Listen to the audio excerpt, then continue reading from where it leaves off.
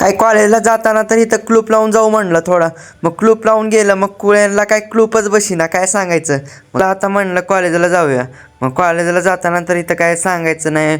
हा हा किती छान आहे, हिरवगार झाड, आज चांगला आहे बाहेर. मग काय सांगायचं, इथं दिवाळी सुट्टीचे नियोजन चाललेलं. मग कॉलेजमध्ये शिरल्यावर तर काय सांगायचंच नाही.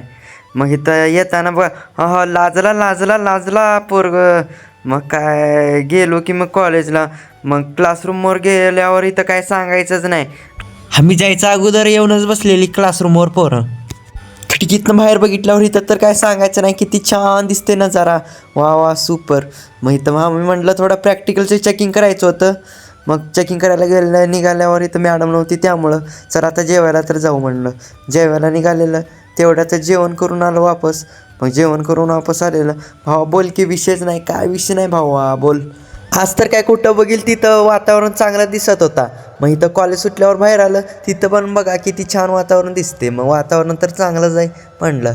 मग आजचा ब्लॉग कसा होता, लाईक आणि कमेंट करा आणि कमेंटमध्ये सांगा आणि पुढच्या ब्लॉगमध्ये भेटू.